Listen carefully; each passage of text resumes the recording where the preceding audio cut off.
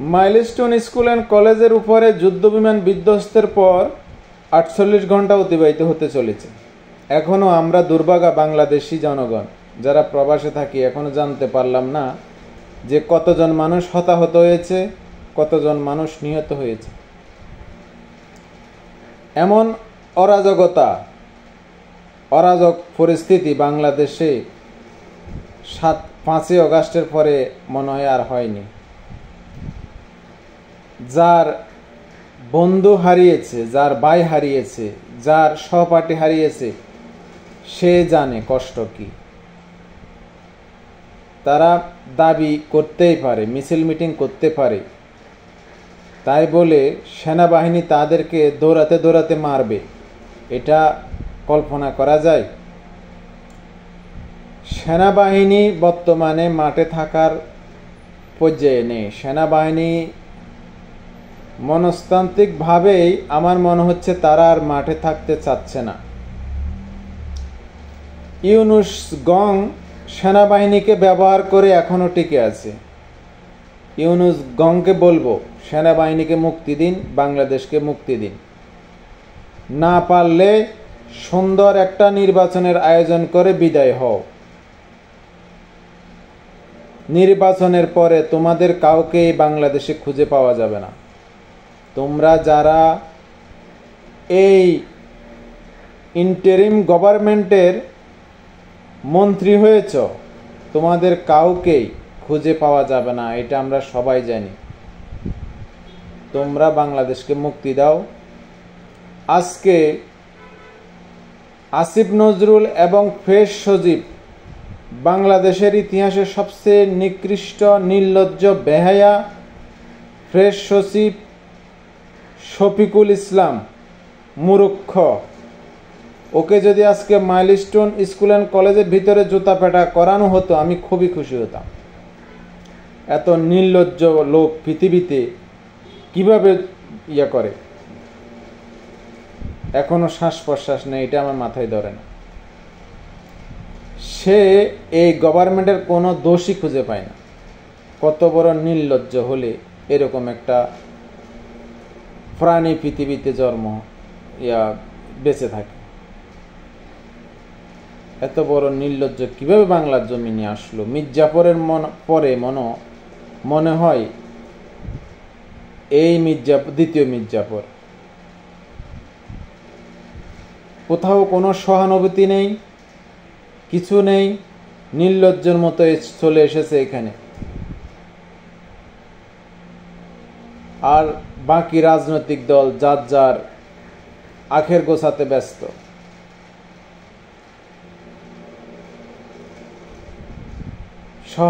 সবার সহানুভূতি দরকার, সহানুভূতি ভোটের জন্য, কিন্তু আর্থিক ক্ষতিপূরণের কথা কেউ বলছে না। কতজন হতাহত হলো সুনির্দিষ্ট শিক্ষার্থীদের সাথে একাত্মতা প্রকাশ করছে না তারা। শিক্ষার্থীদের সবচেয়ে কষ্টের দিন চলছে। কত বড় একটা শিক্ষা প্রতিষ্ঠান আজকে ধ্বংসের পথে।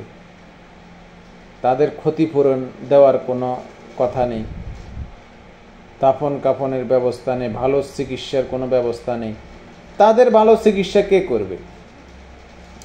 5ই অগাস্ট বাংলাদেশ ধ্বংসের দিন, 5ই অগাস্ট যারা হতাহত হয়েছে তাদেরও তো চিকিৎসা দিতে পারেনি এই সরকার। আজকে এনসিপিকে নিয়ে অনেকে স্বপ্ন দেখছে। এনসিপি 1200 টাকা উঠিয়ে ফেনীতে যে বন্যা হয়েছিল, ফেনীর বন্যার নামে, ফেনীর বন্যায় যারা ক্ষতিগ্রস্ত হয়েছিল তাদের নামে 12 কোটি টাকা উত্তোলন করেছিল এনসিপি। কয় টাকা খরচ করেছে?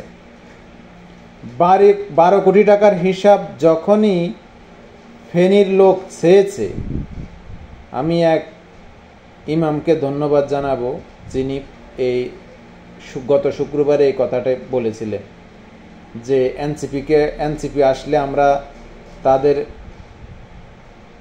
মেহমানদারিতে কোনো ত্রুটি রাখবো না, কিন্তু 12 কোটি টাকার তারা যে ফেনী বন্যায় যারা ক্ষতিগ্রস্ত হয়েছিল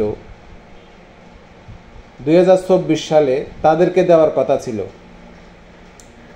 আপনি বন্যার্তদের ক্ষতিগ্রস্তর জন্য 12 কোটি টাকা উঠিয়ে ব্যাংকে রাখতে পারবেন না, কারণ এগুলা ক্ষতিগ্রস্ত যারা হয়েছিল তাদের জন্য উঠিয়েছেন, তাদেরকে দিয়ে দিতে হবে। 12 কোটি টাকার থেকে আমার মনে হয় 1 কোটি টাকা দেয়নি, সবগুলো টাকা ব্যাংকে রেখে দিয়েছে এবং ওটার থেকে যে সুদ আসতেছে ওই সুদ দিয়ে এনসিপি এখন তাদের দল পরিচালনা করতেছে।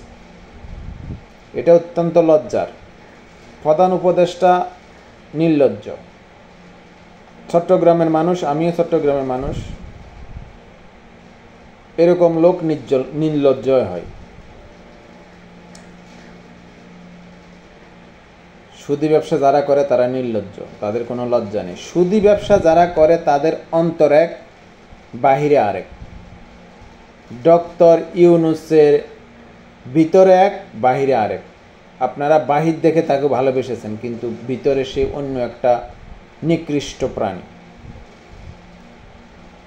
ডক্টর ইউনূসকে সবাই সম্মান করে কি জন্য? নোবেলের জন্য। কিন্তু নোবেল তাকে কেন দেওয়া হয়েছিল? তিনি বাংলাদেশের কি উপকার করেছেন? যখন কাউকে জিজ্ঞাসা করবেন এর উত্তর পাবেন না। ডক্টর ইউনূসকে নোবেল কেন দেওয়া হয়েছে? ডক্টর ইউনূস বাংলাদেশকে অর্থনীতিতে কতটুক উন্নতি করেছে। গেল 15 বছর শেখ হাসিনার আমলে বাংলাদেশ, তার পূর্ববর্তী বাংলাদেশ কেমন ছিল? গত 17 বছর এর আগের বাংলাদেশের অর্থনৈতিক পরিস্থিতি কেমন ছিল সবাই জানে। তো মোহাম্মদ ইউনূসকে নোবেল কেন দেওয়া হয়েছিল? নোবেল দেয় আমেরিকা তাদের স্বার্থে ব্যবহার করার জন্য। যেমন পাকিস্তানের মালালা ইউসুফজাই একটা মেয়ে, ওকে নোবেল দেওয়া হয়েছে।